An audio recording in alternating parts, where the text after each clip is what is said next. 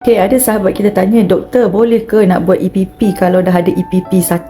Okay, untuk pengetahuan tuan-puan, EPP adalah Easy Payment Purchase dan kita istimewanya EPP ni adalah kita lock harga emas ketika tarikh yang kita lock tersebut. Contohnya pada 17/10 ini saya telah buat pembelian item saya iaitu 42.5 iaitu 10 dinar seharga 26,780 dan pembayaran saya buat pada ni 10 kali bayar lah. So kalau tuan-puan tengok Easy Payment Plan saya hanya membayar baru yang pertama ini. 17/10 saya telah bayar bayaran pertama dan saya masih pending bayaran 9 kali bayar yang di bawah ni lah.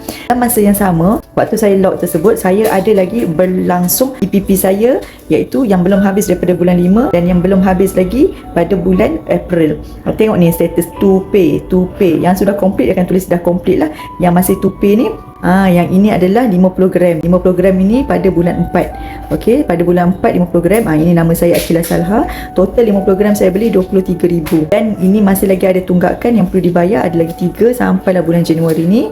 Kemudian satu lagi adalah 10 dinar pada bulan 5 iaitu 20,700. So nampak tak tuan-puan? Inilah yang kita katakan EPP, berarti saya lock harga semasa.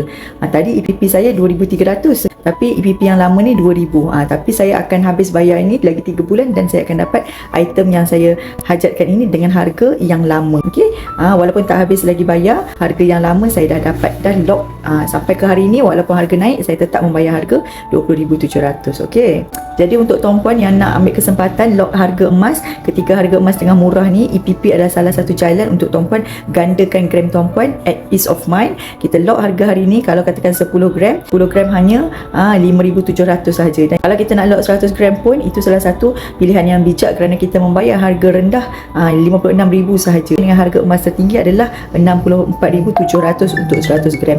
So kita dah lock, anything happen dalam bulan 11, bulan 12, bulan 1 sampailah 10 bulan ke hadapan, kita tetap membayar EPP ini dengan harga yang hari ini. Okey, semoga bermanfaat.